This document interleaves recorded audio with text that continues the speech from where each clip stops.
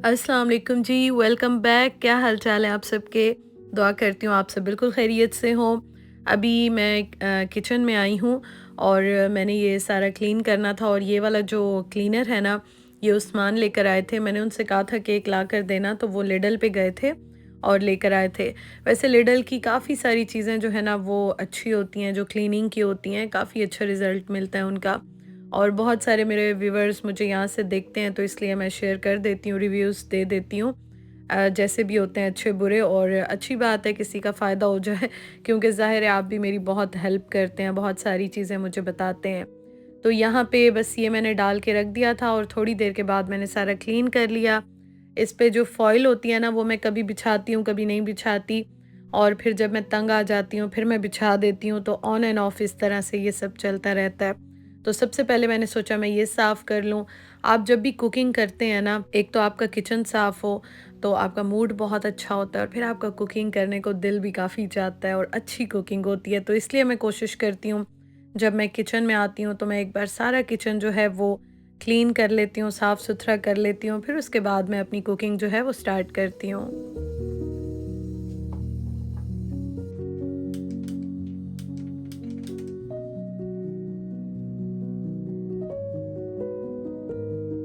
तो अभी शाम की चाय बन रही है और उस्मान घर आ गए हैं और ये दूध की बॉटल मैं उनको देती हूँ।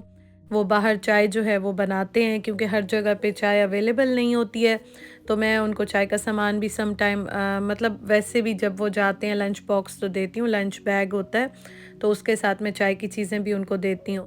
तो वो जैसे ही घर आते हैं तो सबसे पहले मैं उनका लंच बैग चेक करती हूँ और जो बैग में दूध होता है वो निकाल लेती हूँ। दूध वैसे यहाँ पे ख़राब नहीं होता, क्योंकि वेदर जो है वो यहाँ पे काफ़ी ठंडा है। अच्छा जी, जब मैं बताती हूँ कि वेदर काफ़ी ठंडा है तो बहुत सारे मुझे क्वेश्चन आते हैं कि यूके में एक्चुअली इंग्लैंड साइड पे अभी भी स्टिल काफ़ी ज़्यादा मैं देख रही थी वेदर ज़्यादा है, वहाँ 30-32 पे भी जा रहा है। मतलब 30 पे ही रहता है। हमारा स्कॉटलैंड का वेदर वहाँ से बहुत ज़्यादा डिफरेंट है और यहाँ पे थोड़ी-सी सर्दी होती है और बारिशें काफ़ी ज़्यादा होती हैं यहाँ पे। तो इसलिए वेदर जो है ना वो यूके का बहुत सारी जगहों का वेरी करता है, हर जगह पे एक जैसा वेदर नहीं होता।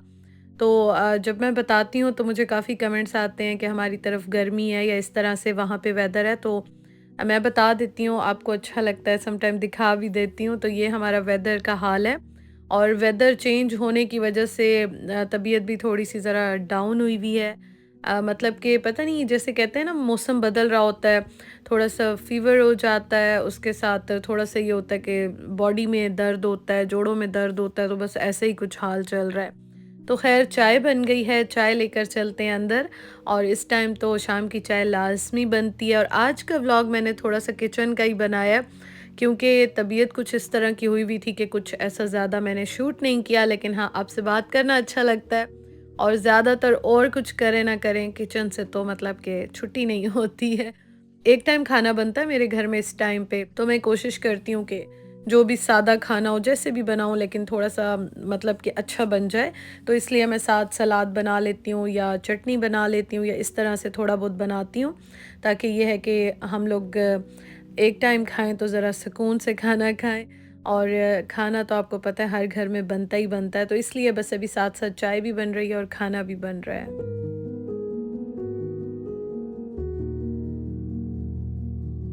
चाय के साथ घर का बना हुआ केक मैंने यहाँ पे रखा है, बिस्किट्स हैं। कभी-कभी मैं इस टाइम पे कुछ ना कुछ डिफरेंट स्नैक्स सा बना लेती हूँ, क्योंकि खाने में 2-3 घंटे होते हैं और उस्मान काफ़ी थके हुए घर आते हैं, तो फिर मुझे अच्छा नहीं लगता कि खाली चाय जो है ना, वैसे भी हमारी आदत नहीं है शुरू से ही चाय के साथ कुछ ना कुछ खाना-पीना अच्छा लगता है, मतलब खाना-पीना तो चाय होती है।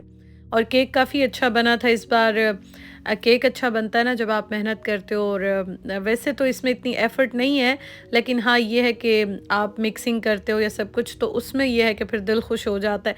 एफ़र्ट मतलब कि बेकिंग जो है ना वो बेसिकली आपको प्रैक्टिस करने से ही ज़्यादा अच्छी आती है, क्योंकि इसमें कोई ख़ास ऐसी साइंस तो नहीं है, लेकिन बस थोड़ी-सी जो टिप्स होती हैं, ट्रिक्स होती हैं, उनको आप फ़ॉलो करते हैं, तो आपकी बेकिंग जो है फिर वो साथ-साथ परफ़ेक्ट होती जाती है। तो यहाँ पे मैं बना रही हूँ आज कीमा, और उसमें मैं डाल रही हूँ आलू और मटर। काफ़ी दिनों से बना नहीं था और हम दोनों को अच्छा भी लगता है। और रोटी और इस तरह की चीज़ें मैं ज़्यादा इसलिए बनाती हूँ क्योंकि उस्मान को रोटी मतलब अच्छी लगती है खाना, राइस रोटी इस तरह का जो ज़रा हैवी मील होता है ना, मतलब फुल मील होता है, हम यूँ कहें कंप्लीट मील होता है। तो ये है कि इसलिए फिर मैं इस टाइम पे थोड़े से देसी खाने या इस तरह की चीज़ें ज़्यादा बनाती हूँ।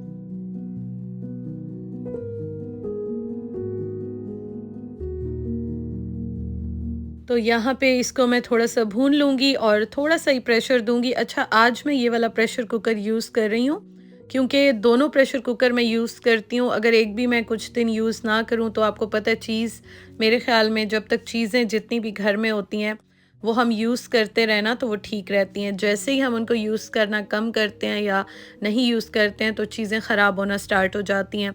तो मेरी कोशिश होती है कि किचन में जितने भी अप्लायंसेस हैं, जितने भी बर्तन हैं, उनको मैं रेगुलर बेसिस पे यूज़ करती रहूँ। और ये चीज़ें हम अपनी सहूलत के लिए लेते हैं, ना कि हम रखने के लिए लेते हैं। तो जितनी भी किचन में इस तरह की चीज़ें हैं आपकी, आप कोशिश करें उनको रेगुलर बेसिस पे यूज़ किया करें।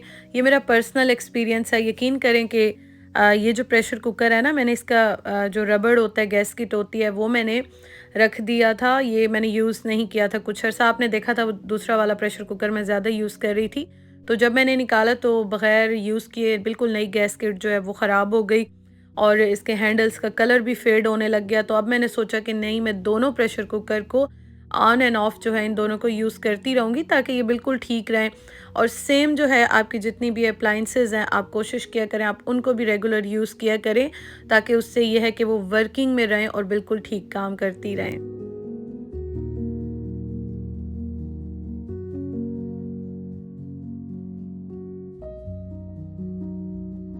कीमे को मैंने प्याज टमाटर के मसाले के साथ पहले प्रेशर दे दिया था और उसके बाद जो है ना मैंने इसको भून के इसमें आलू और मटर और हरी मिर्चें डाल दी।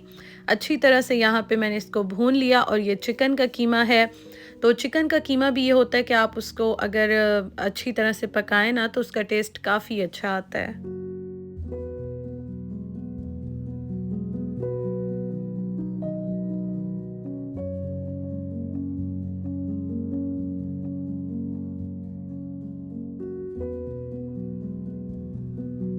आप यहाँ पे देख सकते हैं अच्छी तरह से इसकी मैंने भुनाई कर ली है और बस इसको मैं थोड़ा-सा पानी डाल के प्रेशर दूँगी। थोड़ा-सा आज मैं ढीला-ढीला सा कीमा बनाऊँगी और लास्ट टाइम मैंने 1-2 बार बनाया था तो ज़रा ड्राई किस्म का बनाया था, तो आज मेरा दिल चाह रहा था कि मैं थोड़ा-सा ज़रा ढीला सालन जो होता है ना वो बनाऊँगी, बहुत ड्राई नहीं बनाऊँगी। तो इसलिए अभी मैं आपको इसकी फ़ाइनल लुक दिखाती हूँ। और इसके साथ ये है कि बहुत सारे क्वेश्चन ये आते हैं कि पाकिस्तान कब जा रही हैं, बहुत ज़्यादा क्वेश्चन आते हैं। अच्छा, यहाँ पे मैं गरम मसाला एंड में डाल रही हूँ और बस इसको मैं हल्का सा प्रेशर दे दूँगी। साथ-साथ मैं सैलेड भी बना रही हूँ। तो पाकिस्तान के बारे में बहुत सारे क्वेश्चन आते हैं कि आप पाकिस्तान कब जाएँगी और कब का प्लान है। बहुत ज़्यादा मतलब कि डेली कितने कमेंट्स और मैसेजेस मैं यही पढ़ती हूँ, तो मैंने सोचा मैं बता दूँ। सम टाइम एक-एक को रिप्लाई नहीं कर सकती हूँ। एक्चुअली पाकिस्तान जाने का हमने अभी तक डिसाइड नहीं किया, ना कोई हमारा प्लान है, क्योंकि सारा फोकस उस्मान के जो फाइनल्स चल रहे हैं और प्रोजेक्ट अभी इंशाल्लाह ताला इसी मंथ में जो है वो सारा सबमिट कराना है और वो सारे फाइनल्स सब कुछ होंगे इंशाल्लाह ताला। तो आप सब दुआ कीजिएगा, आप सबकी दुआओं की बहुत ज़्यादा ज़रूरत है।